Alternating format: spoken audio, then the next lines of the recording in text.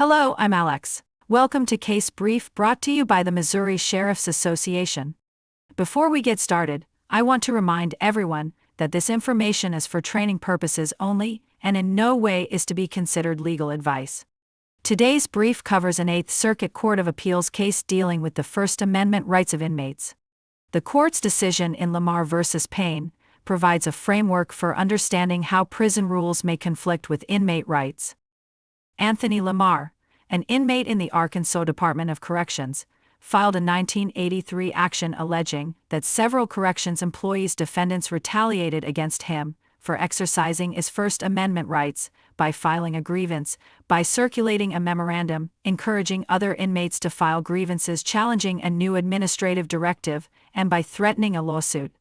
The Eastern District of Arkansas granted summary judgment in favor of the defendants, concluding that they had valid non-retaliatory reasons for their actions, as Lamar had violated prison rules. The rule in question imposed a 3-page limit on non-privileged correspondence between inmates and non-incarcerated individuals. Lamar was charged with violating this rule, placed in isolation, and later moved to administrative segregation. The Eighth Circuit Court reversed the district court's grant of summary judgment, finding that Lamar's circulation of the memorandum was protected conduct under the First Amendment and that there was insufficient evidence to demonstrate a security concern, justifying the disciplinary actions. The court also found that the district court erred in relying on a written charge of a rule violation that was dismissed on procedural grounds. The Eighth Circuit Court has permitted a prison to suppress petitions or otherwise limit an inmate's efforts to encourage other inmates to use the prison grievance process, but only where the activity created a security concern for the prison facility, implicitly recognizing that, without a security concern, this activity is protected conduct. Again, the court found there is insufficient evidence to demonstrate that Lamar's circulation of the memorandum created a security concern.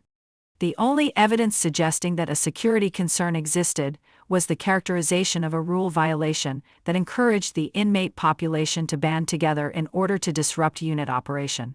In contrast, the language of the memorandum urging the inmates to peacefully band together to challenge the administrative directive suggests that Lamar did not intend to disrupt the unit's operation.